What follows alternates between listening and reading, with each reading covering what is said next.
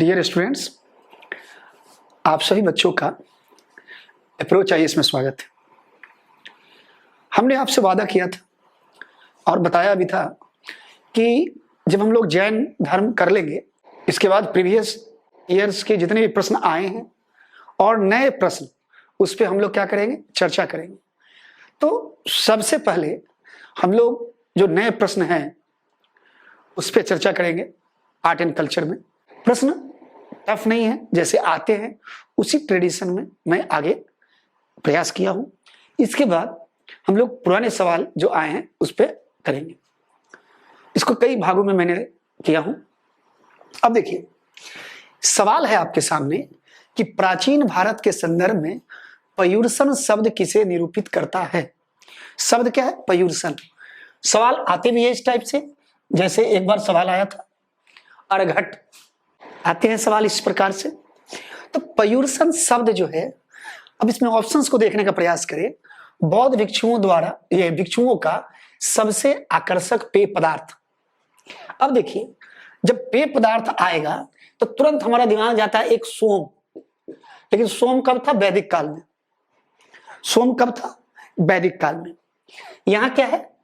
बौद्ध भिक्षुओं का। तो बौद्ध भिक्षुओं का जो एक पेय पदार्थ था यहां आकर्षक, वो क्या है? उसको आप कह सकते हो यवागु। यवागु।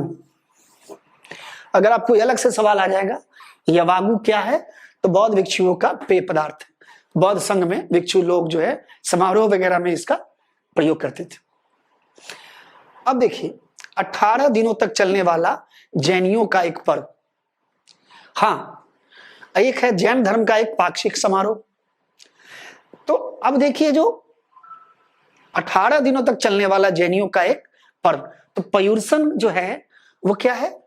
18 दिनों तक जैनियों का एक पर्व है। हमें आंसर भले ही यहां मिल जाए एग्जाम में, लेकिन हमें तो सभी स्टेटमेंट के बारे में एक बार जरूर पढ़ना है।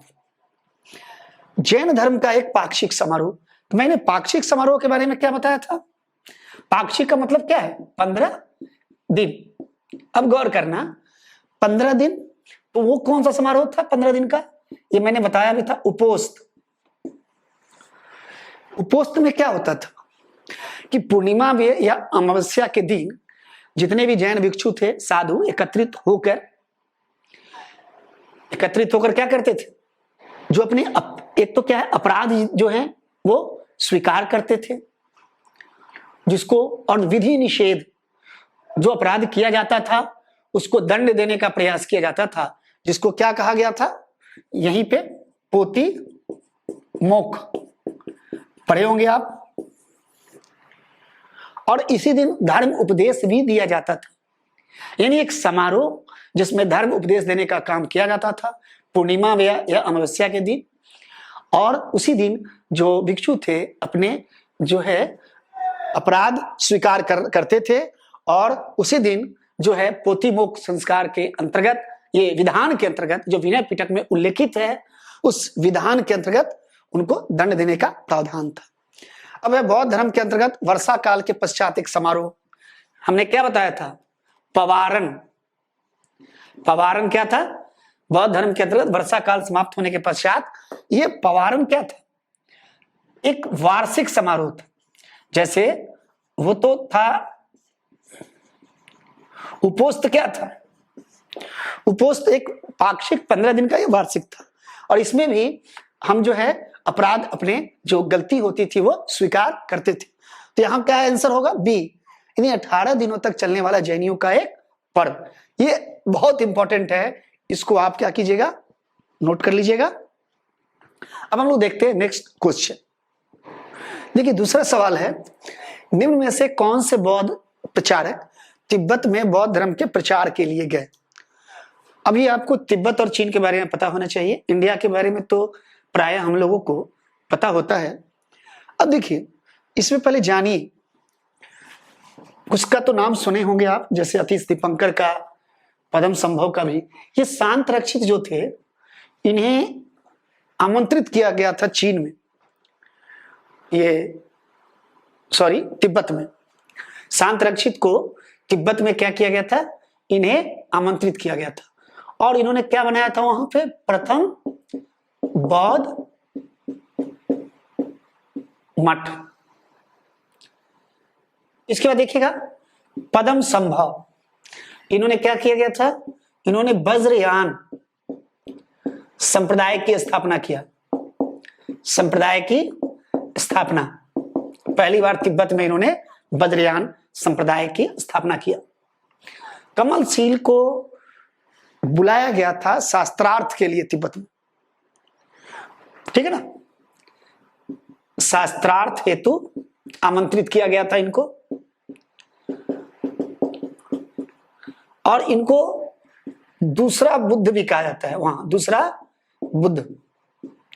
और ये अतीश दीपंकर तो गए ही थे। तो ये चारों इसमें जो है, इन चारों का योगदान है और ये चारों जो है जो ऑप्शन में दिए हुए हैं ये कहीं ना कहीं तिब्बत के बौद्ध धर्म से और वहां के बौद्ध धर्म के प्रचार से संबंधित है। तो इसका ऑप्शन क्या होगा, 1 2 3 4। शांत रक्षित चूंकि मठ बनाया वहां प्रथम बार, पदम संभव वज्रयान संप्रदाय की स्थापना की है, कमलशील तो गए ही थे वहां और अतीश दीपंकर। तो ये चारों होगा। कभी भी इस प्रकार के प्रश्न आ सकते हैं, ठीक है। हम लोग तीसरे प्रश्न की ओर चलते हैं। देखिए प्रश्न नंबर 3 क्या है कि भारत में बौद्ध इतिहास, परंपरा और संस्कृति के संबंध में निम्नलिखित युग्मों पर विचार करें। एक तरफ क्या दिया है, विख्यात बौद्ध तीर्थ स्थल, दूसरी तरफ क्या है, कहां स्थित। अब देखिए पहला है श्वेताश्व विहार, तिब्बत। नहीं ये तिब्बत नहीं, ये क्या होगा, चीन। चीन के शासक ने यहां पर 2 बौद्ध भिक्षु जो भारत से गए थे उनके रहने के लिए इन्होंने इस विहार की स्थापना किया था। धर्म रत्न प्लस कश्यप मातंग के निवास हेतु स्थापना, ठीक है। ये बौद्ध भिक्षु थे 2। दूसरा है आनंद मंदिर, पता ही है ये बहुत फेमस है, ये बर्मा पेंगू में है। तीसरा है बोरोबुदुर स्तूप, इसका भी इतिहास जो है, इसका जो निर्माण करवाया था वो कौन करवाया था, इसका निर्माण कराया था शैलेंद्र वंशी शासक, ठीक, शासक द्वारा निर्माण हुआ था। एक मंदिर बनने के बाद इसमें और से विकास होता रहा, शैलेंद्र वंशी शासक द्वारा निर्मित। एक और चीज देखिएगा, ये शैलेंद्र वंशी शासक जो है बौद्ध कैसे बने थे, तो एक प्रसिद्ध वैयाकरण थे, व्याकरण के जानकार, जिनका नाम था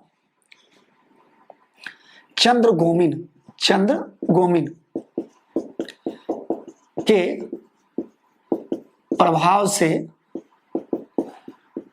बौद्ध धर्म में दीक्षित, ठीक है। अब इसका ऑप्शन देखिए 1 और 2, 1 तो होगा नहीं क्योंकि गलत है, 2 और 3, और 1 और 3 ये भी नहीं होगा, इसमें भी 1 है तो क्या होगा 2 और 3। तो इसका आंसर क्या होगा, बी, ठीक है। अब प्रश्न नंबर 4 देखते हैं हम लोग। क्वेश्चन नंबर 4 क्या है, प्राचीन भारतीय इतिहास के संदर्भ में निम्नलिखित युग्मों पर विचार करें, ठीक है। अब ये युग्म दिया है, एक तरफ शब्द और तात्पर्य देता भी है। अच्छा वो बहुत सभी शब्द नहीं देते, बहुत महत्वपूर्ण होते हैं। अब देखिए थेरा, अब आप बहुत महत्वपूर्ण है, बहुत, थेरा। दूसरा है अरहत, तीसरा है प्रायोपवेशा, सोकु सिनवत्सु। अब देखिए थेरा धर्म का मुख्य उपदेशक, ठीक है, धर्म का मुख्य उपदेशक। तो कौन से धर्म का मुख्य उपदेशक है ये है, आप इसको जैन धर्म का मुख्य उपदेशक। जैन धर्म का जो मुख्य उपदेशक प्रचारक होते थे उनको उपदेशक को क्या कहते थे, थेरा, ठीक है। दूसरा है अरहत, पूज्य, सही है, ये भी सही है, थेरा जैन धर्म में है। और अर्हत मतलब पूज्य। प्रायोपवेशा, बौद्ध धर्म में उपवास द्वारा प्राण त्याग, ये बौद्ध धर्म नहीं। देखिएगा जिस प्रकार से जैन धर्म में संथारा है श्वेतांबर में, और दिगंबर में क्या है सल्लेखना, उपवास द्वारा प्राण त्याग, उसी तरह से ये देखिएगा हिंदू धर्म में ये प्रचलित है, बहुत कम जगहों पे है, उपवास द्वारा प्राण त्याग। सुकुन सिन वत्सु, ये हिंदू धर्म में ना होकर कहां है, ये है बौद्ध धर्म।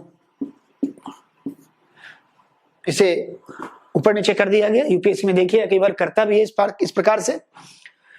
अब इसमें देखिएगा सही कौन है, 1 और 2। एक जहां जहां 3 और 4 होगा, यहां भी 3 और 4 है गलत, यहां भी 3 4 है गलत, 3 4 गलत, 1 और 2 कौन है, ऑप्शन ए, 1 और 2। थेरा यानी जैन धर्म का मुख्य उपदेशक, अर्हत यानी पूज्य, प्रायोपवेशा मतलब हिंदू धर्म में प्राण द्वारा ये उपवास द्वारा प्राण त्याग, और सुकुन सिनवत्सु यानी बौद्ध धर्म में उपवास द्वारा प्राण। तो इस प्रकार से है। अभी क्वेश्चन है निम्न में से कौन से शासक जैन धर्म के संरक्षण से संबंधित रहे हैं। अब इसमें है अजात शत्रु। अब देखने का प्रयास कीजिएगा, बिंबिसार और अजात शत्रु बौद्ध धर्म के संरक्षण के साथ साथ जैन धर्म के संरक्षक थे। ये लोग प्रारंभ में जैन धर्म के संरक्षक थे, बाद में बौद्ध धर्म का भी इन्होंने क्या है संरक्षण दिया। दूसरा है चंड प्रदोत, पता होगा चंड प्रदोत कहाँ के थे, अवंती नरेश, ठीक है, ये कहां के, मगध शासक। तो इन्होंने भी जो है जैन धर्म के लिए जो है कार्य किया। उद्यन, यह है सिंधु सौवीर का शासक, ये भी थे। मिर्गावती, ये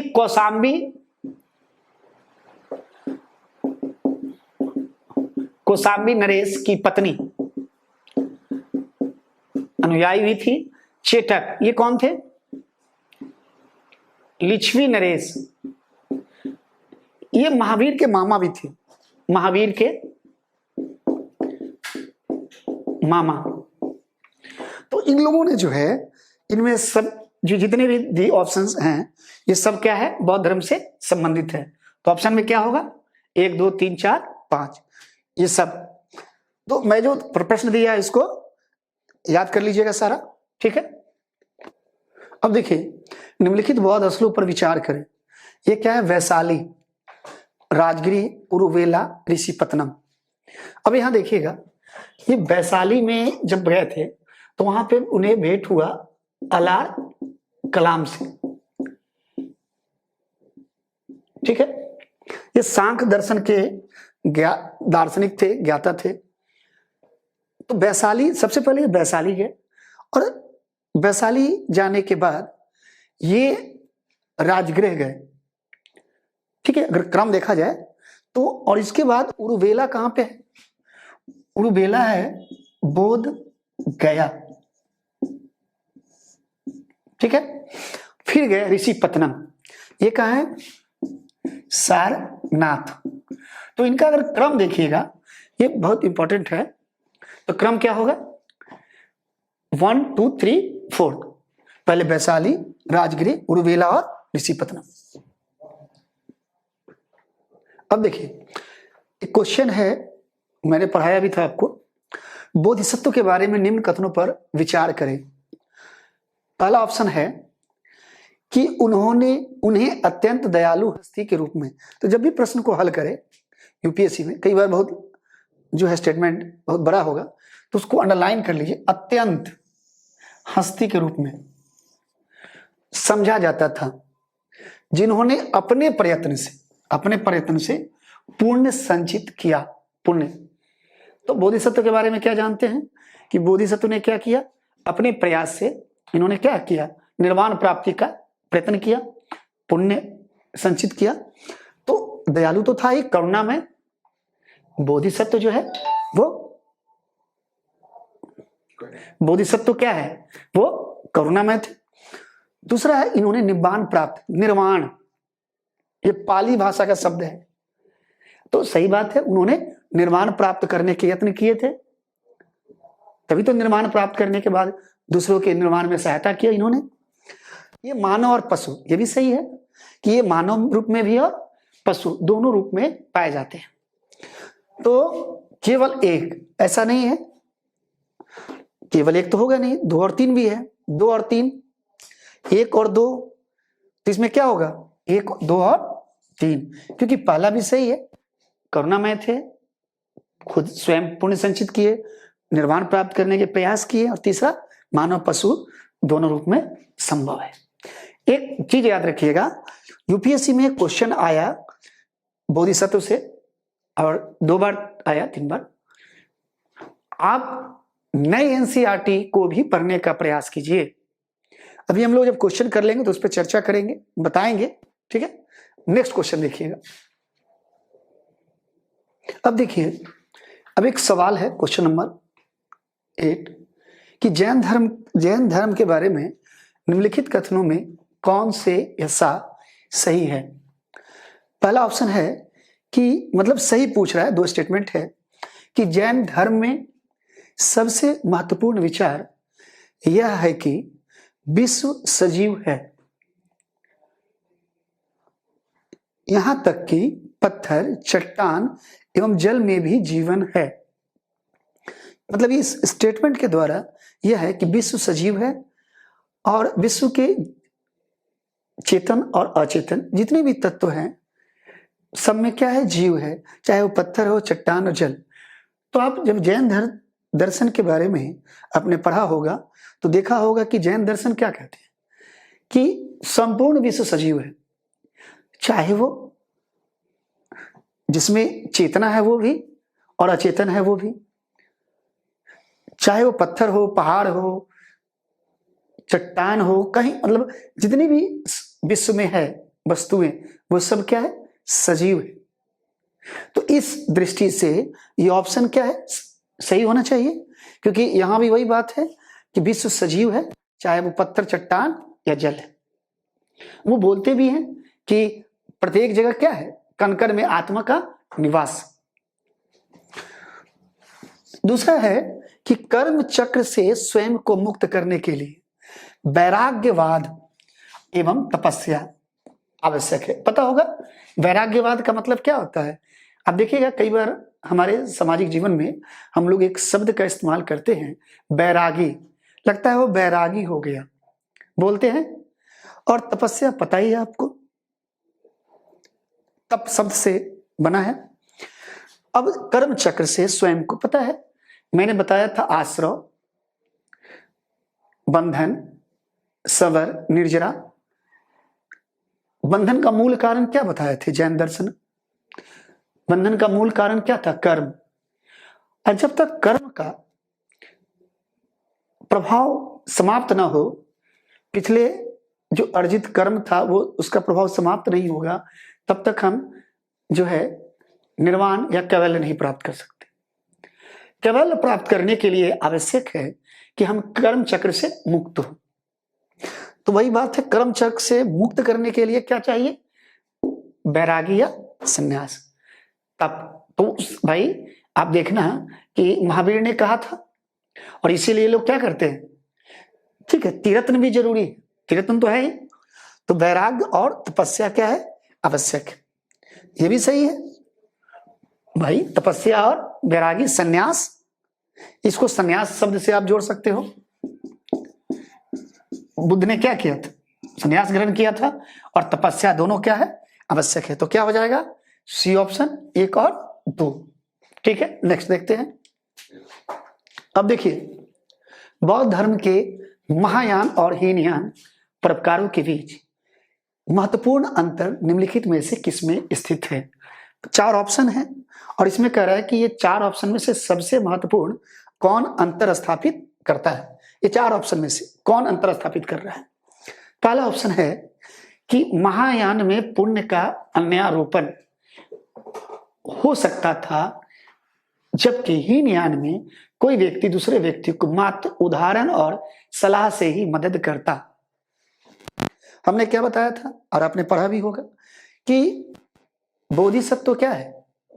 अभी एक सवाल बनाया भी हमने कि स्वयं के द्वारा पुण्य संचित करता है, स्वयं के प्रयत्न द्वारा, और जब खुद कर लेता है, स्वयं कर लेता है, तो दूसरों के निर्वाण में क्या है, सहयोग करता है।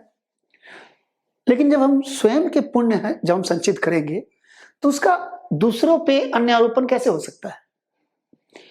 हीनयान दूसरों को उदाहरण और सलाह से ही सहायता करता। हीनयान व्यक्तिगत धर्म था, व्यक्तिवादी था। वो निर्वाण प्राप्त करने के बाद निर्वाण अपने तक सीमित रखता, ज्ञान प्राप्ति को अपने तक सीमित रखता। वो कल्याणकारी धर्म नहीं था। तो पहला ऑप्शन जो है क्या सटीक है इसके लिए? नहीं। दूसरा है महायान बोधिसत्व में विश्वास करता था, हीनयान नहीं। सही बात है, बताए भी है और पढ़े भी होंगे आप लोग। बोधिसत्व की स्वयं निर्वाण प्राप्त करता था, दूसरों के लिए प्रयास करता, स्वयं के लिए प्रयास करता। तो ये बोधिसत्व कल्याणकारी जो है स्वरूप था इसका, हीनयान नहीं करता। ये सटीक लग रहा है। महायान ने अर्हत पूज्य के प्रत्यय को प्रतिपादित किया। अर्हत मतलब क्या है? अर्हत शब्द किसका था? अर्हत जो सबसे जो मेन सिद्धांत था वो किसका था? हीनयानी का। तो ये तो नहीं होगा।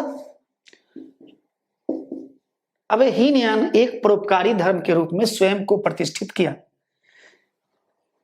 नहीं।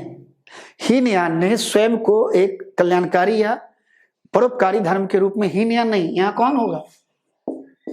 यहां महायानी। ठीक है, तो ऑप्शन क्या होगा सही? ये। तो ऐसे कई बार होंगे कि 4 ऑप्शन दिए होंगे, कई बार 4 में केवल एक सही होगा, कई बार 4 में चारों सही होगा। लेकिन जो सबसे सटीक जो उत्तर होंगे उसे आपको जो है मानना पड़ेगा। क्या बताया? 4 में कई बार चारों सही होगा, लेकिन जो सबसे सटीक होंगे उसे मानने की आवश्यकता है। कई बार 4 में एक ही सही होगा। जैसे यहां पे क्या है? एक सही है। क्या है? प्रकारों के बीच महत्वपूर्ण अंतर निम्नलिखित में से किसमें स्थित है? तो सबसे महत्वपूर्ण है ये। अब देखते हैं लास्ट प्रश्न। अब देखिए, एक सवाल है कि बुद्ध की जीवनी की रचना बौद्ध साहित्य में विशेष स्थान रखती है। मतलब बुद्ध, इसमें 4 ऑप्शन है, ये बुद्ध की जीवनी के विशेष के बारे में है। निम्नलिखित में से कौन सी एक बुद्ध की पूर्ण जीवनी है? 4 बुक में एक ऐसी बुक है जिसमें पूर्ण जीवनी का वर्णन है। अब देखिए, मिलिंद पन्हो, इसकी रचना कौन किए थे? मिलिंद पन्हो का मैंने बताया भी था कि ये मिलिंद जो है मिनांडर यवन राजा और नागसेन के बीच दार्शनिक वार्तालाप है। ठीक है, तो ये जो है ये इसमें तो बुद्ध, ठीक है, बौद्ध ग्रंथ से संबंधित है, बौद्ध धर्म से, लेकिन जीवनी का वर्णन नहीं है यहाँ। सारीपुत्र प्रकरण ये किसकी रचना है? अश्वघोष का। ये क्या है? नाटक है। माना जाता है ये भारतीय इतिहास का प्रथम अपूर्ण नाटक है, इनकम्प्लीट। पूर्ण नाटक कहा जाता है भास का। और भास का कौन सा? वासबद्धता, स्वप्नवासबद्धता इनके पूर्ण। ये अपूर्ण नाटक है। 8 ये अपूर्ण नाटक है। ये 8 अध्यायों में विभाजित है। सारीपुत्र कौन है? बुद्ध के एक शिष्य थे जिन्होंने जिस प्रकार से घर गृह का त्याग किया और बुद्ध के शिष्य बने, उसके बारे में ये वर्णन है। महावस्तु ही तो पता है आपको, जैन धर्म की पुस्तक है। उपदेश के बारे में वर्णन है, जीवनी के बारे में। महावीर के ललित विस्तार ऐसी पुस्तक है जिसमें क्या है? लाइट ऑफ एशिया कहा जाता है। और इसमें जो है महात्मा बुद्ध के जीवन का पूर्ण रूप से वर्णन है। तो क्या होगा? ये। तो ये बहुत महत्वपूर्ण है। सारीपुत्र के बारे में जो बताया ये भी महत्वपूर्ण है। उत्तर क्या होगा? ललित विस्तार। तो इस प्रकार से हमने ज्यादा नहीं, क्योंकि 10 प्रश्न का मतलब केवल 10 प्रश्न नहीं है, ये हमने महत्वपूर्ण प्रश्नों की चर्चा किया। धन्यवाद।